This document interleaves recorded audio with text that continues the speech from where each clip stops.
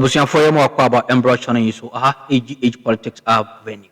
Among yourself and a gem na EDB exum. Now only a quick one, Yambo Ingra in Signum, na any dema, and there Edikanya will share me or channel you so. Mr. Say, which must subscribe to the channel at the Army. Hit notification bell, share now a forefront so answer into me and Kpebu. Now, after say, Chief Justice Bafu Boni, it declare Jane Mensah any OSP say, Omunian from Subiano, your legal practitioner be a organ has here. Only the petition, no, Sabia son Sebianyado, and ya encoye. Menoka say, Papano etimi enya hoboa, nuya. Ode ekwa kuma eye omampanyin na ono nso awoso edi ama eye Chief Justice na hwan ho asem na making eye private legal practitioner eye lawyer Martin Kpebu ho asem na onua making waka asiso say one de petition ni de se ne eja ewuwo mu ni pa de ene say Chief Justice Bafu Boni ka say wantimi enya eye prima facie case bia emu dia ene na di besi no ebesi onua enya asem koto akra yemungwam na yehwe ne yekọ ene de ba abra onumyamfo no agembre ewo eye key point so chene so am say ahasi age politics avenue yembo enra intimate. Say a private legal practitioner in good standing, and also the convener of the Kpebu demonstration, a petitioner for the removal of the OSP. Good morning. Morning. Is it can say? And of course, it's good to distinguish or to clarify. My petition is still pending. Yeah, I've received numerous calls. Yes, mine has not been thrown out. It's the matter of all petitions. Yes, well, you see, so I've stated that if there's everybody throws that out, it's going to shake my confidence in the system. And I mean, I know what I put in that petition. Yeah, I know what I put in that petition. Now, of course, we'll publish the whole of it. If it gets thrown out, we'll publish the whole of it, and then we'll see whether it deserves to be thrown out or not. No, it's a big conversation this morning. Okay. So all right. So once again, it's good to be here. Ghana's #1 uncontested, unparalleled, show. Yeah. Thank you very much, Ghanaians, for making this the biggest, and the uncontested and unparalleled one. True. And it's your insights, your corrections, etc. that keeps us thriving. So as always, you're welcome to participate. They send us a lot of insights through WhatsApp messages, etc. I receive topics from our guests, our viewers every week. Oh, really? Yes. Oh, yes. Some will write letters, and those outside of Accra. So, I mean, they're a big part of the show. Exactly. So, yeah. Exactly. Thank you. So, once again, let's reiterate our love for our heroes and heroines. When Ahiagbenko were mismanaging and misruling us and didn't want us to talk. So, we are talking about Togbe Afede. We are talking about Osei Adeyo Ajimabedu II. We are talking about Garmanche, Kentucky Tekuchu II, right? Yes, these are people who stood up and, of course, made sure that they told the Kufuor that what was going was wrong. And for those of you who kept quiet and who enabled the Kufuor, I hope today you see the difference. Next time when we tell you to speak up, we hope you would appreciate why you needed to do that. So thank you. Thank you. And of course, the prostate people. Important. Yes, men above 40, please. We don't want to lose you. Go do the prostate check, right? Very, very important. Yeah. And then those who urinate outside, please, we are on it. The campaign is on. True. Stop urinating outside. No, it's important. Yeah, it's important. The last time you mentioned this, we got some people even sending us videos.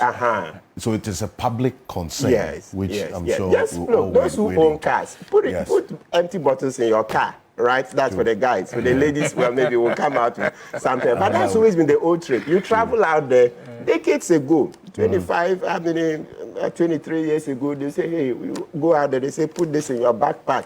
In case of emergency, you know how to use it. Or in your car, put it. You'll never go wrong, with an empty bottle. That's a one-sided guidance. But that's what we can do for now. Indeed. Thank you, gentlemen. Thank you very much. Mr. Samuel Adumado is also joining us on Zoom. He is the president of the Licensed Buyers, that's Cocoa Buyers Association, that's of Ghana. He's joining us on Zoom. We'll try to get the Zoom stabilized in a bit so that we'll connect to him. Mr. Adumado, good morning. Can you hear us? Yes. Good morning, Alfred. Thank you. Is it okay? It's better. It's better. It's way better. Yeah, good morning to the panel and then the panelists and then the listening general public. Yeah. Perfect. So don't move again. Can you just stay where you are? I'm going to come to you in a bit. But this reduction that we are seeing was in context. When the finance minister announced this, he referenced what is happening globally. This particular development right now. The price of cocoa on the world market has been tumbling for a while, now selling at $3,152 per ton. In fact, when this decision was taken, it was hovering around 3,800 thereabout. And it's been reducing and going down up until this point. And if you listen to the forecast, it's actually going to go below $3,000 in the coming weeks, all things being equal. Taking that reality into consideration, and then what we were paying farmers then, would you say that government's response wasn't realistic to, as it were, attract the buyers of cocoa who said that our cocoa beans was quite expensive and so having to look out for other alternatives, which then led to eventually the cocoa farmer still was going to lose, because now what is happening in Côte d'Ivoire is that the farmers are not getting buyers to buy, and the government is mulling the idea of going on Ghana's path as well. Yeah, so the decision is not strategic. It's not strategic? It's not strategic because, you see, Cocoa Board is not just a company that exists for no reason, right? It has a strategic economic value to the state, where it is a vehicle to mobilize forex for the state. And so because the price has gone down, which it does over time, right? And it has always been going down. And so because it's gone down and you're changing the price middle of the season, okay? When you have given people guarantee, you know, Cocoa Board is a monopoly. And which monopoly grants Cocoa Board the power to be the sole buyer of cocoa beans? Farmers don't have any option to go anywhere. And so if you have that monopoly power and you have given people comfort of price, and they have gone to execute their part of the deal to bring you cocoa beans, okay? Yes. And in the process, you come to reduce the price, you are abusing that monopoly power. You understand? And then also looking at the strategic, position of Cocoa Board as a matter of a vehicle to mobilize forex. If you do that now, for the farmer, it's business. So the farmer now decides that, okay, cocoa is no longer profitable for me because the price is going down, the government keeps bringing the price down. So the price keeps going down all the way down. What would you do? Would you stop exporting cocoa? You understand? So the government has to come in with creative ideas to see how do we maintain the industry, because this is not just about the farmer, it's about the country and our economy as well. So if you are just going to be emotional about it and say that, oh, it's going down, so we're also going to go down, that is not strategic. In our time, cocoa prices went down. They always go down. You understand? But then government must be strategic, seeing the vision and the objective of Cocoa Board. You have to be strategic. Cocoa is not one thing we can say, oh, if we don't produce cocoa and sell cocoa again, we are fine. We have to.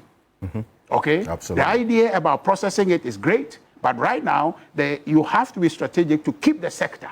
So the decision that is made has the potential to collapse the sector. It has the potential to collapse. One? Yes, because if I am a farmer, and what rationale the finance minister gave when he brought the price, that the world price is going down and all of that, which Ghana doesn't control the world price.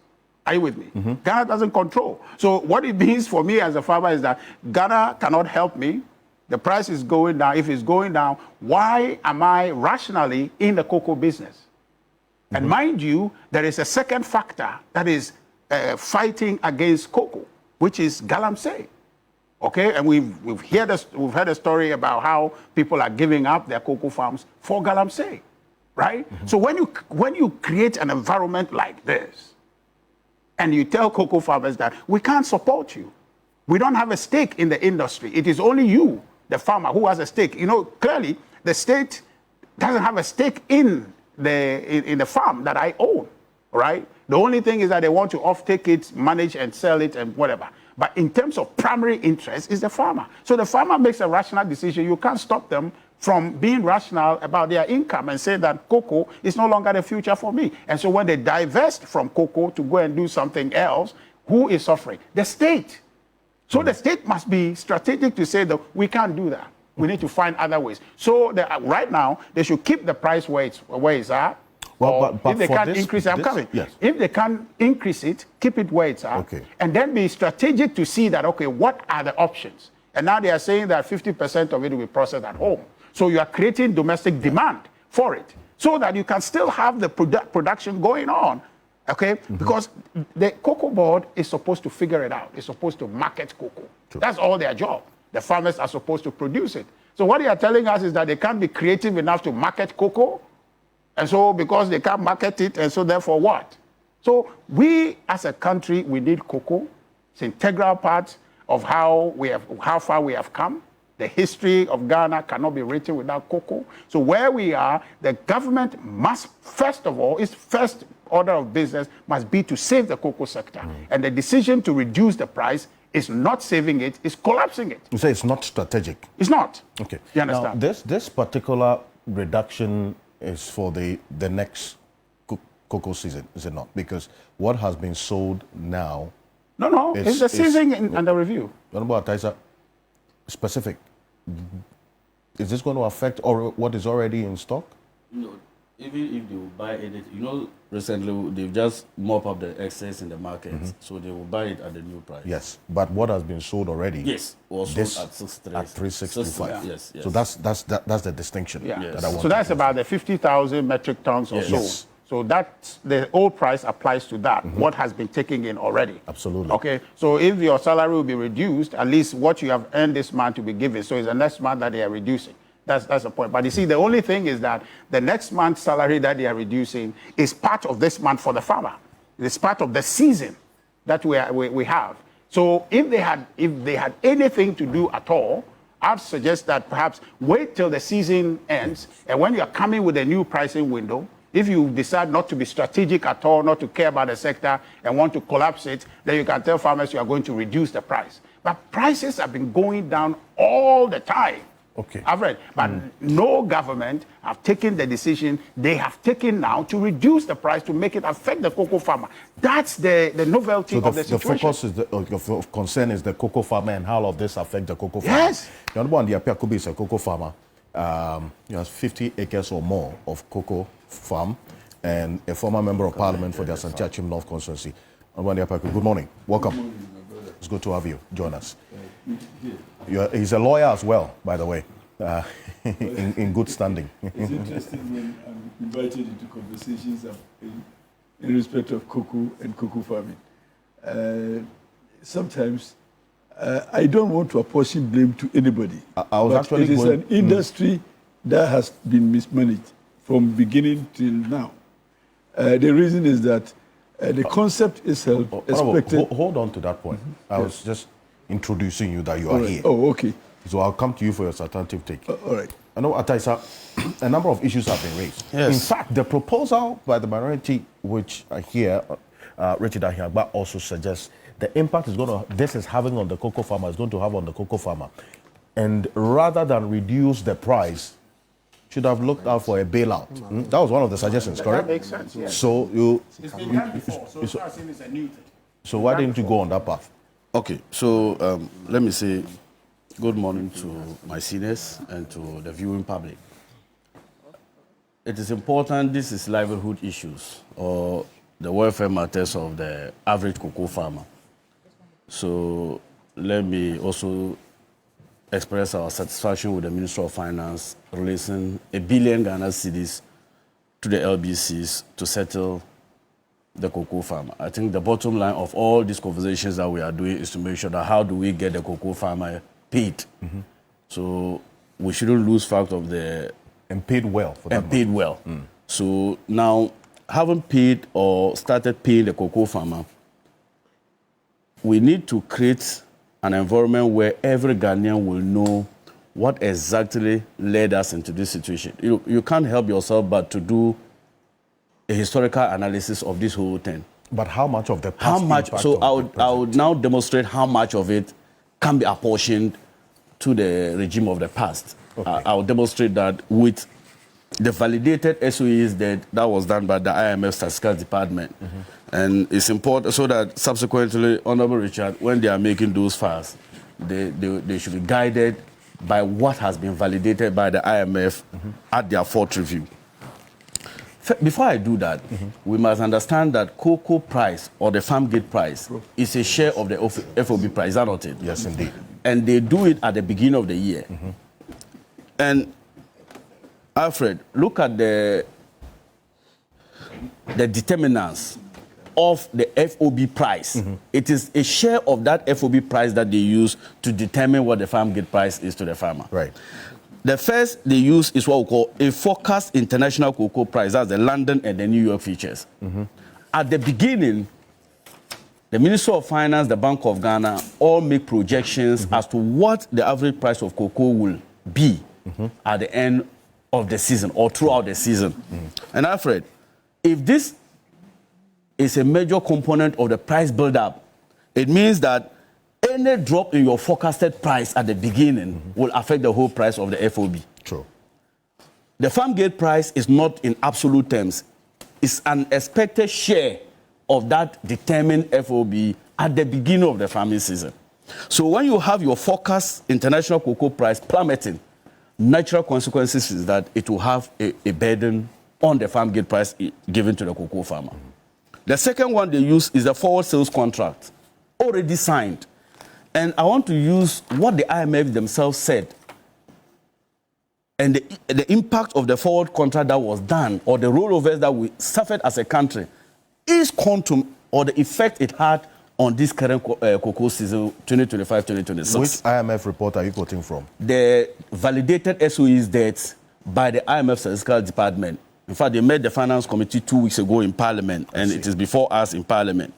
Interesting. The third one they use in the price build-up is the exchange rate. And also in the report, you see that as a result of the prudent management of our exchange, Ghana has already saved 317 million in the loan portfolio. The gain, the exchange gain, has resulted in cost savings of 317 million Ghana cedis as a result of the better management of our city. And then the fourth one is the financing cost. So if you have the cost of capital being high, it has impact on the FOB prices because they take the average of the weighted average of all your portfolios and input it in that of the price build-up and then the light crop and whatever. I'm bringing this to suggest that any time that any of these factors changes, there's a likelihood that it will lead to a change in the FOB price and that will affect the expected farm gate price. Right. That's number one. The second one too is that you remember the NDC government started in 2025 after 6th January. At the time the NDC started, the total liability of Cocoa Board, in fact, the working capital of Cocoa Board that was validated in October 2024 by the Ministry of Finance themselves, the total working capital that was needed by Cocoa Board to purchase in the 25-26 cocoa season was 30.1 billion Ghana cedis. That was the working capital needed. However, the IMF in October 2024 identified risk exposures to the operations and difficulties in financial terms with the Cocoa Board because they identified the cocoa road sector and say that how can you need 30 billion Ghana cedis to purchase your core function, which is buying cocoa, marketing and selling, and getting money to pay farmers and also show up our buffers.